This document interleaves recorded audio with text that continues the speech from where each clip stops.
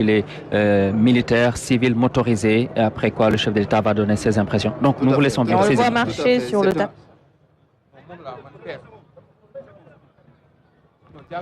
Excellence, Monsieur le Président de la République, vous venez d'assister à la prise d'armes et au défilé commémorant le 65e anniversaire de l'accession du Sénégal à la souveraineté internationale.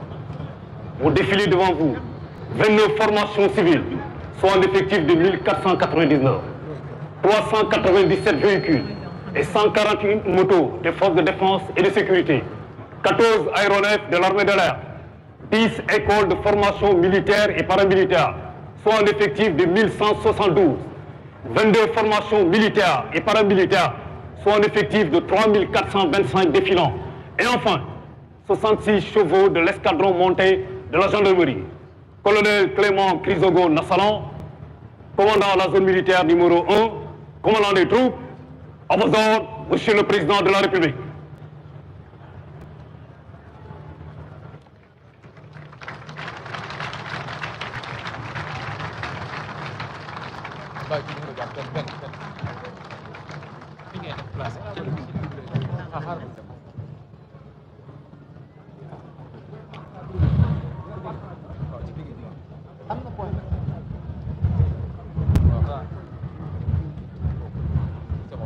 Excellence, Président de la République de Gambie, Mohamed Ould Cheikh El Ghazouani, Président de la République islamique de Mauritanie, et Oumarou Sissoko Embalo, Président de la République de Guinée-Bissau, Monsieur le Vice-président de la République fédérale du Nigeria, Monsieur le Président de l'Assemblée nationale, Monsieur le Premier ministre, Monsieur le ministre des Forces armées, Mesdames, Messieurs les ministres, Monsieur le chef d'état-major général des armées, Monsieur le haut commandant de la gendarmerie, directeur de la justice militaire, Mesdames, Messieurs les membres du corps diplomatique, officiers généraux, sous-officiers, officiers supérieurs, sous-officiers, militaires du rang. Mesdames, Messieurs, chers compatriotes, nous venons de célébrer avec éclat le 65e anniversaire de l'indépendance de notre pays à travers une très belle et riche cérémonie marquée par un défilé impeccable.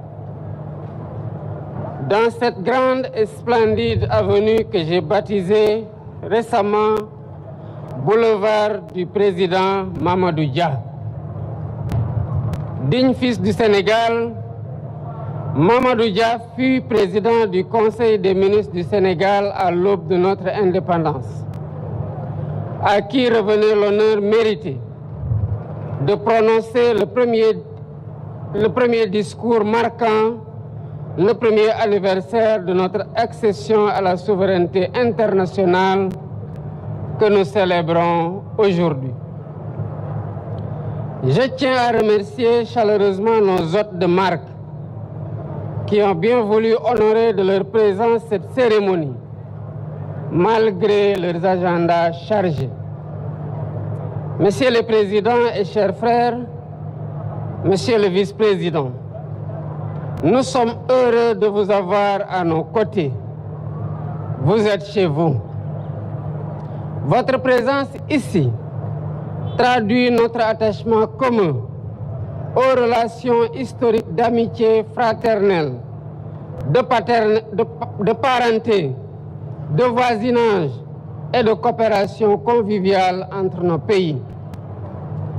Comme le président Dia, le 4 avril 1961, je voudrais vous demander, chers hôtes, je cite, de bien vouloir accepter de vous faire les interprètes auprès des peuples et des gouvernements que vous représentez, de notre sympathie sincère et de notre profond désir de coopération pour bâtir cet univers de paix et de développement harmonieux indispensable au bonheur des hommes et des peuples. Fin de citation. J'exprime ma grande satisfaction au ministre des Forces armées, au chef d'état-major général des armées, au haut commandant de la gendarmerie nationale, ainsi qu'à l'ensemble des commandants des forces de défense et de sécurité, y compris le commandant de la zone militaire numéro 1 de Dakar, pour l'excellente organisation du défilé. Félicitations à toutes les forces de défense et de sécurité. Votre professionnalisme honore notre République. Merci également aux participants civils et aux anciens combattants, dont les plus belles performances à côté de la démonstration des djambars ont contribué à rendre plus belle la cérémonie.